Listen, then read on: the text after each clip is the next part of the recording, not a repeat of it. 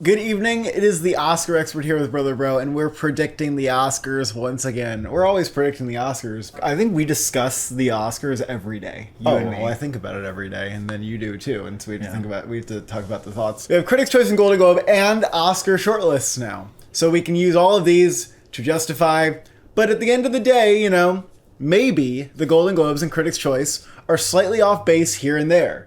That's probably going to be somewhat the case. Now, I don't know how we're going to call it. Where's it going to be off base, though? Well, some might say, and I don't quite believe this, that the substance is way just like the Golden Globes and the Critics' Choice went crazy for it, and it just not the Oscars is just there's just some sort of mass hysteria, and it only is affecting Golden Globe and Critics' Choice and all critics voters. So, you know, let's just talk about like the Twitter subject of the day, which is the shortlist. Like, I get that the substance missed in some critical categories, but it missed it. Okay, it missed in one critical category, which and like it's not going to get best editing. Like, I get it. Okay, hopefully. The substance has been doing well at critics groups without being concerned about those nominations. So it's consistent that the critics aren't doing it in below the lines, and the Oscars are not going to do it in below the lines, except for makeup. And that's that. Like, is it really that complicated? I don't think it necessarily indicates that above the line performance will falter because it's in line with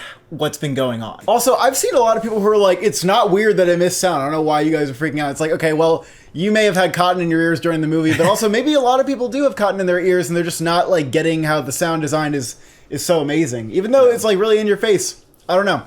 Anyway, I think that the substance can be okay. Also, I watched on YouTube one of the final scenes in the substance, like the crazy pandemonium shit, and I want someone to tell me, has there ever been a more batshit fucking crazy movie to be a Best Picture nominee than the substance? Has there ever? Please tell me if I'm missing something, but I truly think it might take the gold.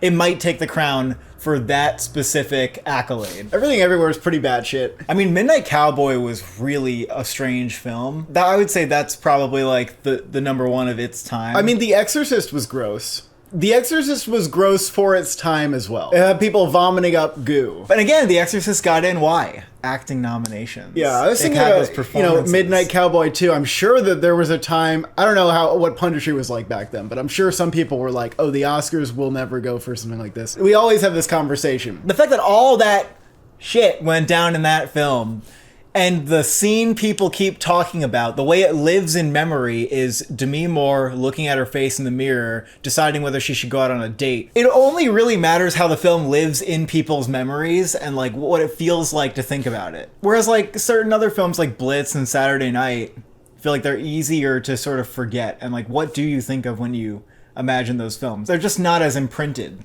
I feel like The Substance is kind of this future classic to me. Yeah. It's so unique. There's something about its imprint that makes sense to be recognized at the Academy Awards. Look, I don't want to go ahead and say it makes sense. You know, the fact that Demi Moore has this great career narrative and she's coming along, like, well, a lot of it kind of makes sense. It makes enough sense that it's happening, but I still am floored that we're in this reality. Also, because I saw this at Cannes and I was like, man, if there is anything besides makeup, that would be insane. Also, some people want to say, well, the Academy, you know, they particularly don't like horror, and maybe other people will go for it, and critics might be okay with it, but they don't like it. It's like, okay, but the Critics' Choice and the Golden Globes don't like horror either. Like, pretty much they don't. I don't think other horror films have done really well at critics groups and then not done well at the Oscars. Like, no, I can't think of examples. Did Hereditary pick up a bunch of nominations at places? Did Us? I mean, what are the other horror films that you think? A Quiet Place did okay, but did okay actually. Not really. I mean, yeah, like it didn't have, you know. It did have an acting. It didn't get 5 above the line nominations at the Golden Globes and the Critics' Choice. All right, there's never been a film that's gotten this close,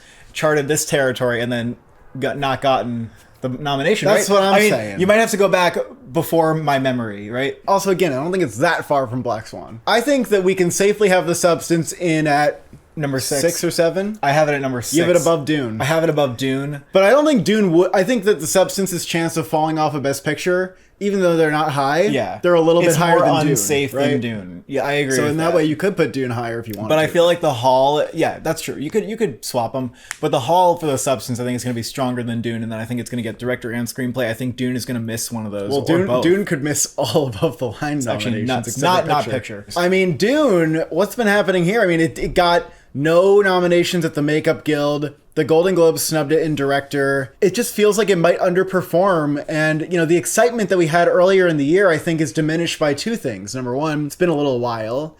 And number two, it's a sequel, and we already did it. We already celebrated a lot of these core elements of the movie. Yeah, which makes you wonder how Wicked Part 2 is going to fare. Oh, it's going to fare worse. And also, most people anticipate that the second's just not going to be as good unless they really, do something with the story. Apparently, they're going to add a song, so they actually might do a little bit. Man, all the sequels have done worse than expected, including Dune 2 this year, Gladiator 2, Furiosa, Well, Joker listen, 2. I also have a couple examples for you. I mean, Dune 2... We thought that it would do as good or not better than the first. Right. Because it is better than the first, and everyone seems to agree on it. But if we look at precedent, Avatar: The Way of Water missed a lot of nominations. Some even that it won with the first film. Only got 4 nominations at the end of the day. Lord of the Rings 2, as opposed to Lord of the Rings 1, missed a lot of nominations, including director. So I think that Dune's going to be treated as a lesser. As a Two Towers. I'm curious if it can miss editing. I'm curious if it's missing adapted screenplay. Oh, editing. It could still win that. You tell me what's winning editing. How about that, buddy? Boy? Maybe Conclave. That's nuts. That's nuts.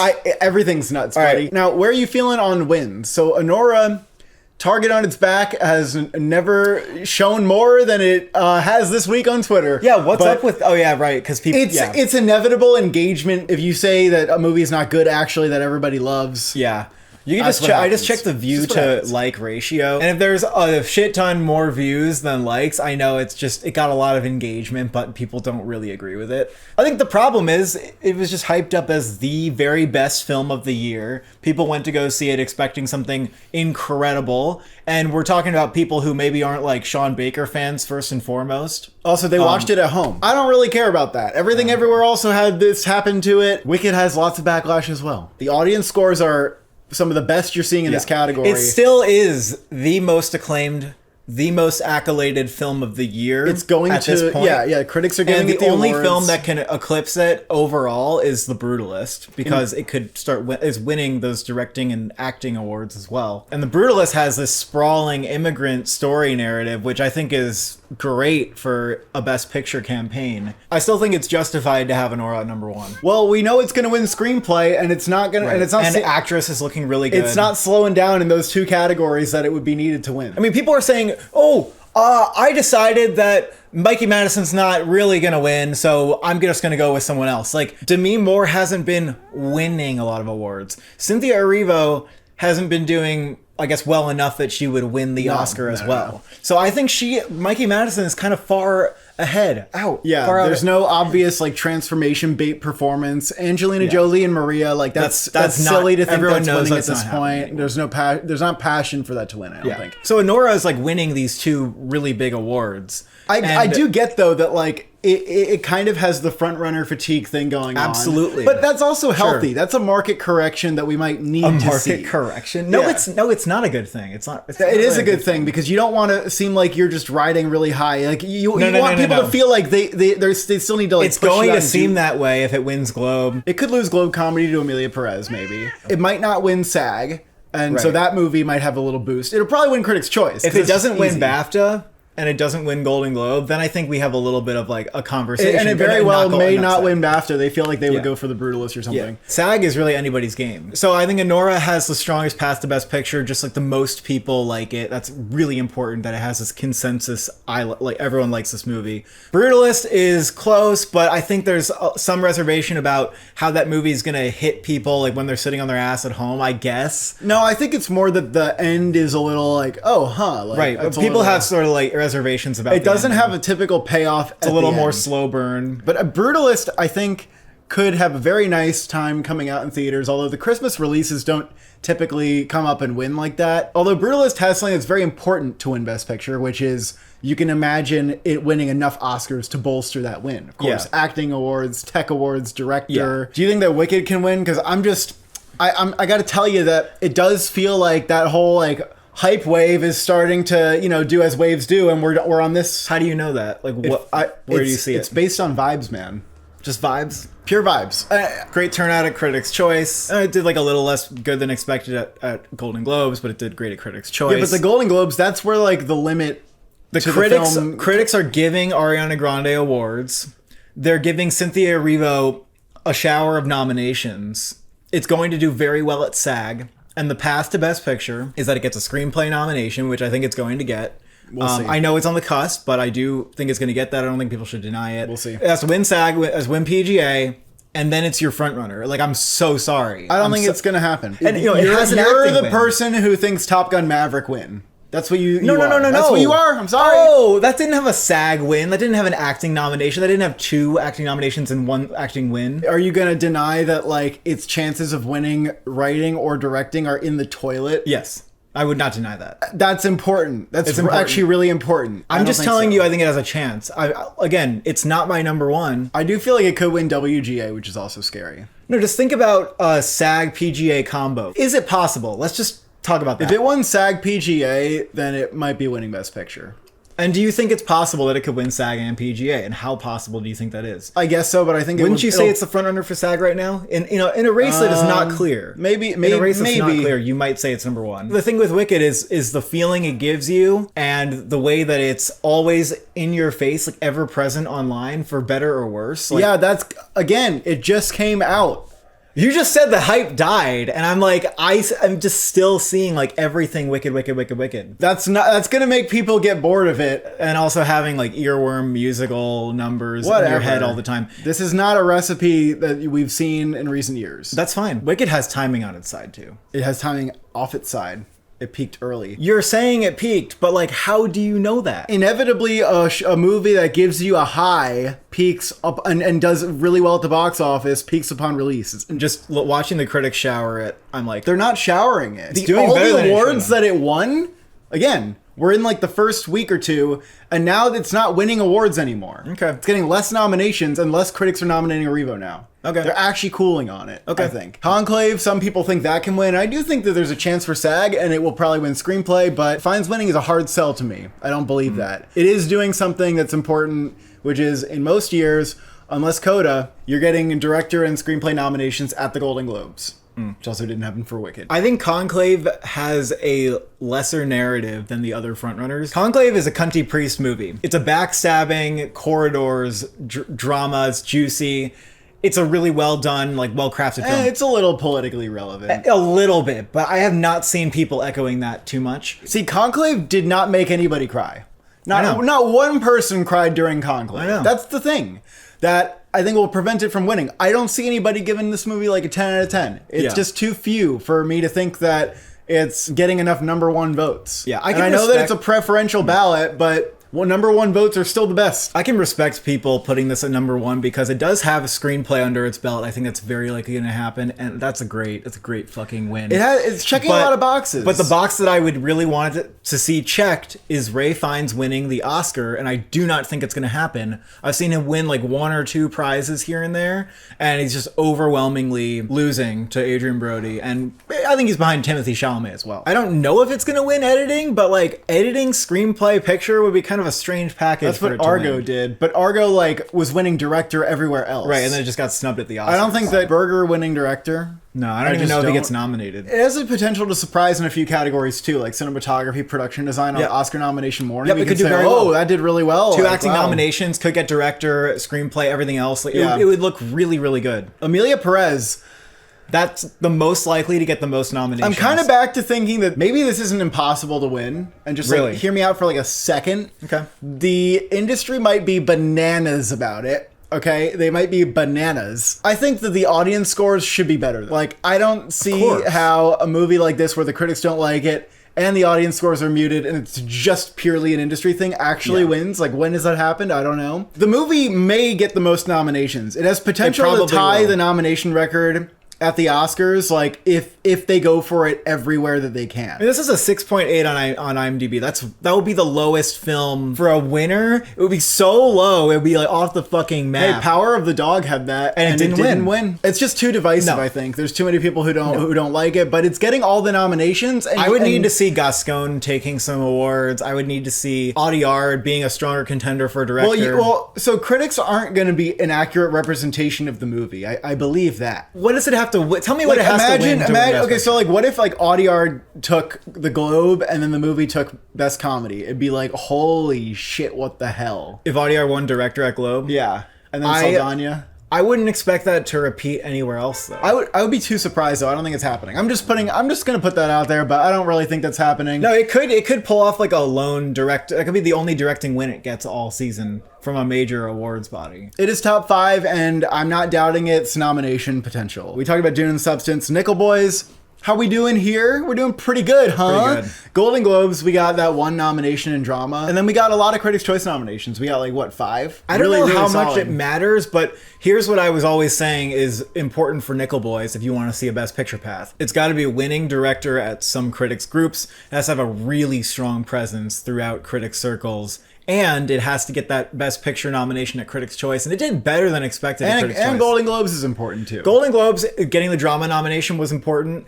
It didn't get any other nominations, but I honestly didn't really expect it to. I thought maybe Ingenue Ellis could get in. So Nickel Boys, in my view, is right on track to get the director nomination at the Oscars.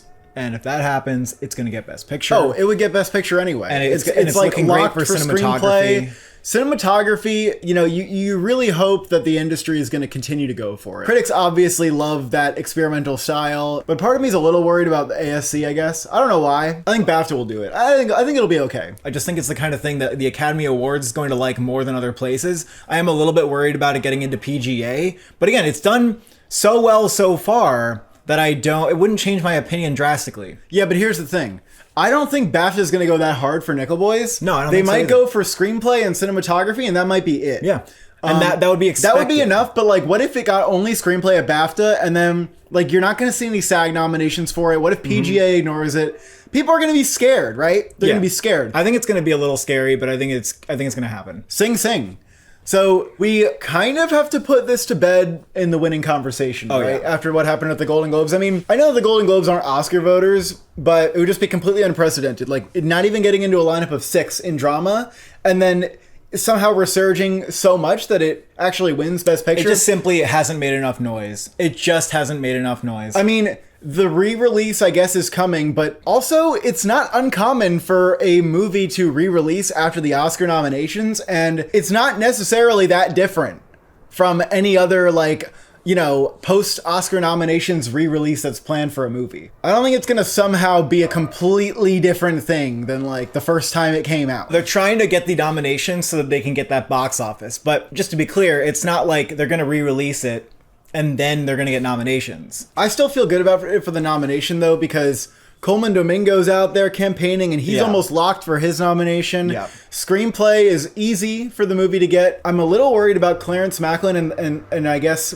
if he missed, I would be really worried about the movie missing as a whole. I really think that this hangs on SAG. If SAG doesn't go for anything outside of Coleman Domingo, we're like fucked. Yeah. It's fucked. Oh, yeah. Even if they go for Domingo and Macklin and then not ensemble, I'm still like, okay, maybe. Okay, right, maybe. and then I have to see PGA. Sing Sing is definitely struggling. I mean, those Golden Globe voters really, really hurt it by not nominating it and putting September 5 over it. Just the fact that in a race against a complete unknown September 5 Nickel Boys, Sing Sing was at the bottom of the pack. It was unexpected from where I'm standing. I think it might be an international voter problem. I think so too. I think BAFTA's not expect much of BAFTA might be doing Domingo and screenplay. They might not even do screenplay. They could easily snub that. I'm disappointed in how this film's doing overall, but if it gets the Best Picture nomination, I'll be happy at the end of the day. It's an important movie. And people should be encouraged to see it. That's really what I want. Is like, I just want the message to get out there. I just think it's the kind of movie that like anyone's gonna really like. It's really is excellent. People to see it. It's really excellent. So number 10 slot, it's funny because after the AFI nominations came out, people were like, oh, this is a fixed 10, isn't it? And then it was like, okay, maybe like The Substance swaps Complete Unknown, and that's really all we're talking about now. But we're talking about a lot more now. There's 3 movies that are solid contenders for for this 10th slot.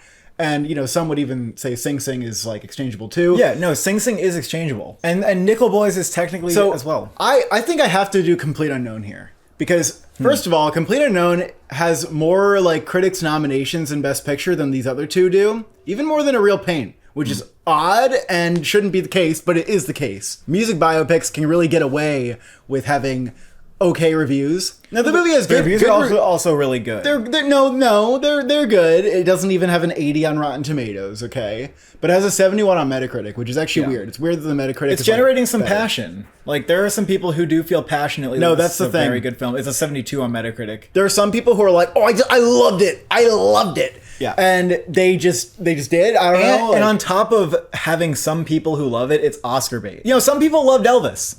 And Elvis was Oscar bait. And so Elvis did well. Like, it was kind of simple.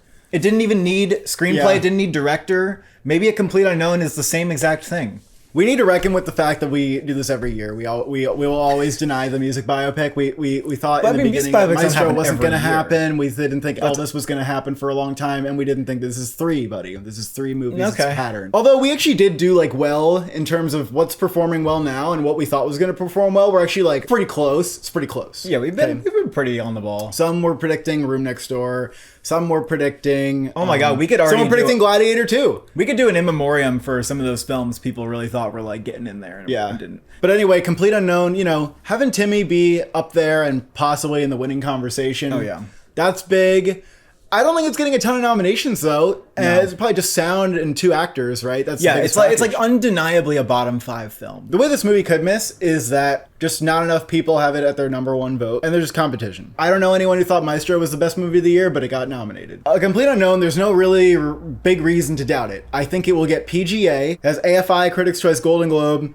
I don't really give a shit about MBR, but it does have MBR as well. It's gotten in everywhere. It has not missed. Right. So lineups of 10, it's not missing. Edward Norton's doing great, and getting 2 nominations in acting is excellent for the movie. I also have it in my 10. And I took out A Real Pain, and this is actually easy for me to do. Easy! I don't even think that much about it. I don't lose sleep at night over this one, actually. I lose sleep because I don't like it. No, I don't like it. A Real Pain's in my top 10, my personal top 10. I really think it's a great movie. That didn't make Critics' Choice. It should have made Critics' Choice. It's as simple as that. It should have made Critics' Choice. It didn't make Critics' Choice. I mean, if it makes PGA though, we might have a rebound, right? Like, because Critics' again, although Critics' Choice are very good at predicting which American indie films like make sense for the Oscar, right? Like, there's barely any that actually made it in to the Oscar that weren't also nominated at Critics' Choice. Yeah. Very hard to find this type of thing. But maybe PGA can do it. You really think PGA would do it? Because PGA is going to nominate A Complete Unknown. PGA is probably more likely to nominate September 5. Yeah, I know. I'm not going to predict it, but I'm just saying it could happen. I mean, A Real Pain's close. Like, it's a little weird because it is number 2 in screenplay, probably. Number 2 in original screenplay. Actually, no. Brutalist is number 2 in original screenplay. But Anora's been number 2 with critics groups. And also, it's currently like front running in supporting actor. This actually leads me to wonder if Guy Pearce is going to take it away from Kieran Culkin because the movie's not strong enough in Best Picture. Yeah, it's a real puzzle. It's a real mystery, but you just got to hang on to the mystery for now. You know, don't get ahead of yourself. He could just end up taking the award regardless if no one else. It's weird. It's like you love the movie that he just, you know, he so is the movie. You love him so much that you're giving him the Oscar, and then the movie's not coming along. It's weird. No, it's rare, but it could happen. The last time this happened was Christopher Plummer in Beginners, and that was a huge like career narrative. Again, this is. That's right. And also Brendan Fraser in Best Actor was a comparison for a film that was kind of on the cusp of Best Picture. So September 5, cannot deny. I mean, you got to watch out for that one. This got... You got to watch it out. Got into the Golden Globes, 6 for drama. And then it got screenplay and editing at Critics' Choice. Did not make picture, but you can imagine that it was probably very close behind. Although probably so was Challengers and so was A Real Pain. So it could have even still been number 13 on their list. I think that we could be in for a Tick Tick Boom I, Tonya situation in which September 5 gets editing without Best Picture. And also the screenplay, the 5th slot, I'm predicting that for now. And it could just get screenplay, editing, picture, and be like the number 10, be the movie that just squeezes in just enough votes. This is a very acclaimed, very solid Oscar bait film. Yeah. Very like squarely Oscar bait. And so Critics' Choice we're never going to like it that much. I mean, yet they gave it 2 nominations. It's not getting acting nominations, which is weird because it has, you know, a number of solid performances in it. If this got fucking SAG Ensemble, that would freak me out. But the thing that is reflected in what I saw with the movie was that the individual acting contenders don't make enough sense. I'm really thinking this might get into PGA. Call me a psycho, but when I saw the PGA documentary nominations, there was one film that was like leaning towards like Israel sympathy, and then they snubbed No Other Land. Maybe that tells you that PGA is more receptive or more likely to see September 5 as a statement, or just something they want to support. Or they like the statement. Even though, again, I don't think September 5 is making a strong statement about politics. I think it's making a statement about media. The Globes kind of have a history of going for like these sort of more boring political thrillers and liking them. Not that it's boring, but it's a little drier. Like a dry movie. They loved The Post. And they nominated the shit out of The Ides of March. And then the Oscars didn't do anything except for screenplay for that movie. Yeah. Also, may I say that the original HFPA members in the Globe, as well as the fact that a lot of the Golden Globes international voters are journalists, some of them are critics, many are journalists, September 5 journalism movie. That's all true. right, maybe they like it more, okay? So I have it below A Real Pain. I have A Real Pain at number 12. I have it below September 5. Oh, I think September 5 is number 5 in both of its categories that it's going for, and A Real Pain is locked in for 2 categories and maybe winning. That's a good point. That's why I have it higher. Oh, that's a good point. I just think it's more likely to sneak in. It's more likely to get you. It's going to get you. You're not going to like it, but it's going to get you. No, I really think that the scenario that's going to play out most likely is editing and screenplay are actually going to happen. Challengers got Golden Globe, but it didn't get Critics' Choice or AFI in the 10s, even though Critics' Choice liked the movie and they nominated for 4 awards, and it might even win editing or score. Yep. And critics groups are going for it in those categories, and I wouldn't be shocked if it won one of them at the Critics' Choice. But for some reason, they were just like, we're a little too busy predicting the Oscars to go with the movie that we actually really love. So Seat of the Sacred Fig, All We Imagine Is Light, must be addressed, because both of them have like something big. Seat of the Sacred Fig has the LA win for director. When I looked at that, I said, holy shit, the stats are amazing, the correlations are amazing. And then I looked at picture, and I said, if this wins picture, that's extremely dangerous. Yeah, it would be. But here's what happened. It was the runner-up to All We Imagine Is Light in international feature for that group. And then it wasn't even in a runner-up for Best Picture. It wasn't even. Okay, but it wasn't even a runner-up for international is worse. They're both bad for that movie. They are both bad. If you want to see that movie get in, it needed to win Best Film and Director there. It needed to not lose to All We Imagine As Light. It needed to at least be the runner-up, which it wasn't. And where else is it winning? What other wins does Seat of the Sacred Fig have that are major? None. And All We Imagine Is Light also hasn't won any major directing and picture prizes, really. Well, listen, even you have things to say. I have things to say. Seat of the Sacred Fig is not the sweeper. It's All We Imagine Is Light is the international sweeper. That's my point. We need to get that out. If the Seat of the Sacred Fig were getting nominated at the Oscars, you would see that being the film critics are going out for. It's not. All We Imagine As Light is actually the favored film when it comes to that category. And that got a director nomination at the Golden Globes. All We Imagine As Light's closer to Best Picture than Seat of the Sacred Fig. It got a director nomination at Golden Globes, which is more likely for a screenplay nomination. Yes, yeah, I guess you're right about that. I just why I don't think either of them are like. I think people are like coming up with this scenario. They're just dreaming up like, oh, there's gonna be something. Like their brain is making shapes in the shadows. Like there's nothing there, and their brain is like creating some shit. Oh, there's even less than a lot of other things. Like Worst Person in the World and Teton in their years were getting more Best Picture nominations from critics groups than these 2 films are. It's big that All We Imagine Is Light got the Golden Globe for director, and it would be interesting if that repeats at BAFTA. The Globes are these international cinephiles now. That is what they are now. I think they do like getting their female directors in there, clearly. Oh, yeah. Both of these movies have like a crumb that you can eat and call it a meal. But but it's just a crumb. But if you're looking at the big picture, like they're not doing what Drive My Car did to get in. They're not dominating critics groups in this way. I think that Rasulov winning a major prize, them not following up and saying it's like their best picture is, we like your movie a lot. No, it's we respect but we don't like how you made it. But we respect like your huge balls, dude. They respect the dick swing that is making a film in private and then getting like fucking exiled from your country because of it. It's not enough for Best Picture. It's just not. I'm sorry. But it's a good narrative that I could imagine. You know, there's an argument that like, oh, they'll want to like give him something. No, I really believe that in the beginning of the year that this movie was going to continue into Best Picture. And then when I saw it, I took it out. It's weird because it kind of does have the passion, but at this point, we would need to see more from these films. So everything else is R.I.P. Blitz is Empire of Light. Blitz is so done. In the beginning of the year, I was like, how could Blitz be Empire of Light? Hey, but Blitz might still get a nomination or two because it did do had a shortlist presence. You know, the Critics' Choice, when they don't like a movie, they're like, snubbaroo. But the Oscars can at least be like, okay, I thought this movie was all right, but like, you know, the sound was amazing. The production was amazing. Like, they're a little more capable of doing that. And also BAFTA, except when it comes to Furiosa, let me just say, the Critics' Choice leave it out, and the Oscars leave it out of the shortlist? Oh my God! It's so bad! BAFTA will show us if Blitz has potential in a few categories. They'll probably nominate it in a couple, and the Oscar will do like a little list. It would actually be amazing if Blitz only got craft nominations at BAFTA. Like, that would be a really sad turnout. It probably will. Rest in peace, Gladiator 2. We all agree on that now. Rest in peace, Room Next Door. Holy shit, Room Next Door.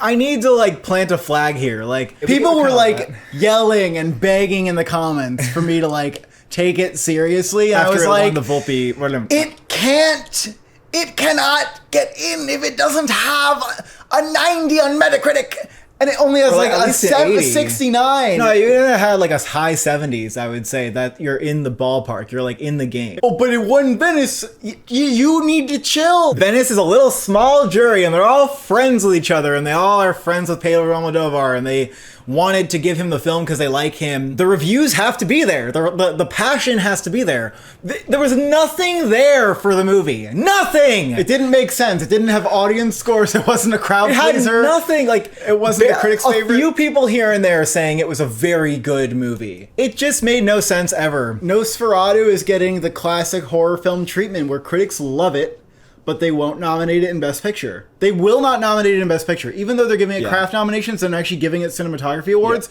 they will not nominate it in Best Picture, even though they love the movie. That film's going to get ASC too, I think. Maybe. Well, those are our Best Picture predictions. Stay tuned for the rest of the categories. Thank you for watching. Thank you for subscribing. What have been your I told you so moments?